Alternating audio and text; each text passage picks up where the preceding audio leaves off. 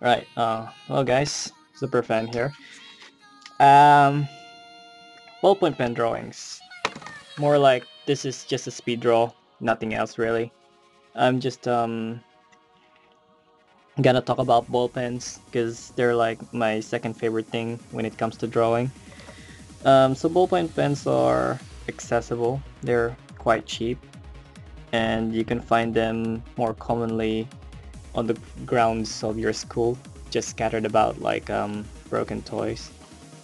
I mean, I found most of my pen like that, like just picking up random pens. God knows where they're from, but I don't pay mind to it because, hey, free pens, you know.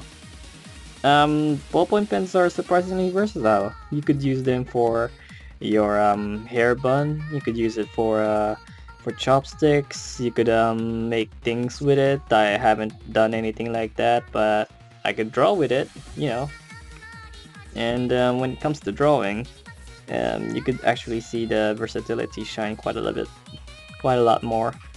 Because if you could pair it with a pencil and a pen, most people would say that a ballpoint pen comes in the middle. It's like got the properties of a pencil when it comes to shading, and properties of a pen when it comes to not being erased when you make a mistake.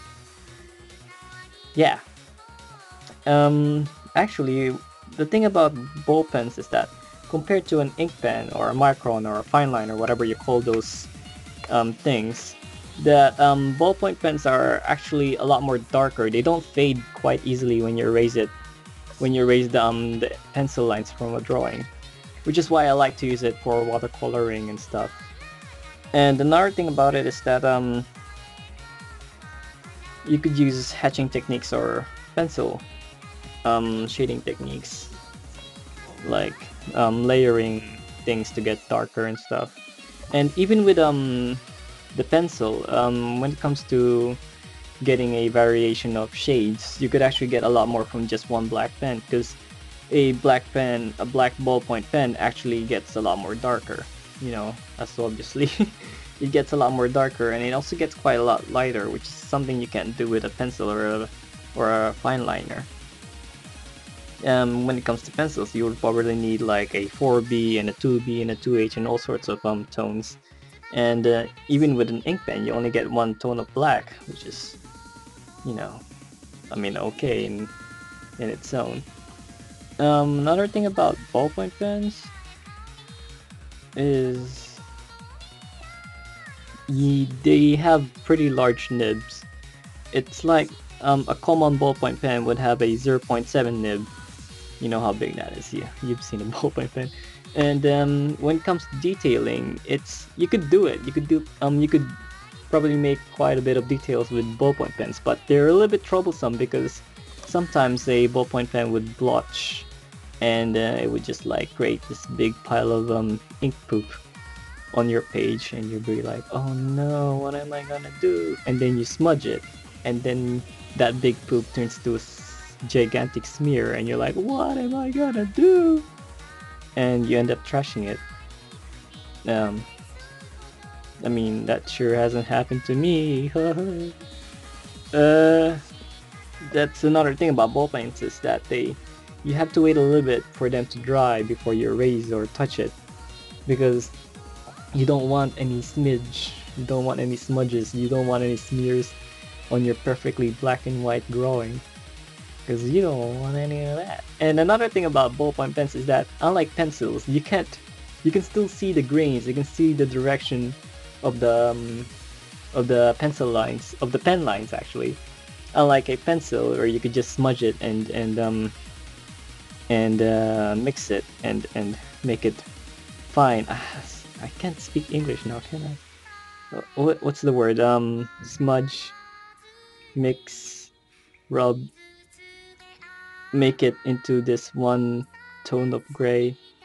You know, that, you get me.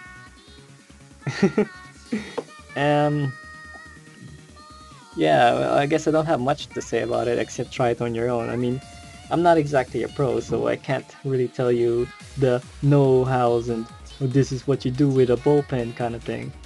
It's like, just experiment with it.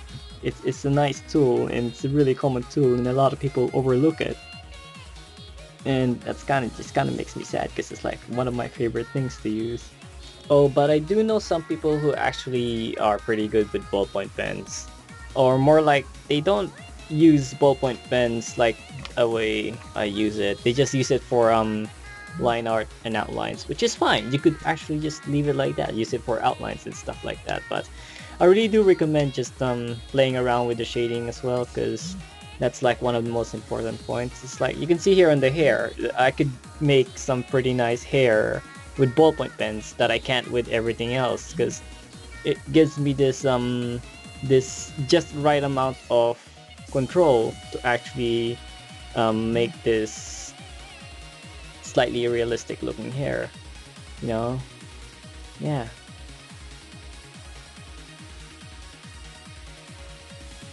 So yeah, go up there, get some ballpoint pens and draw with it, I guess. Still don't have an outro. I don't know where to make an outro, but there you have it, I guess. Thanks. Subscribe, like, share it around. Tell your grandma, hey, I can draw with a ball pen. Bye.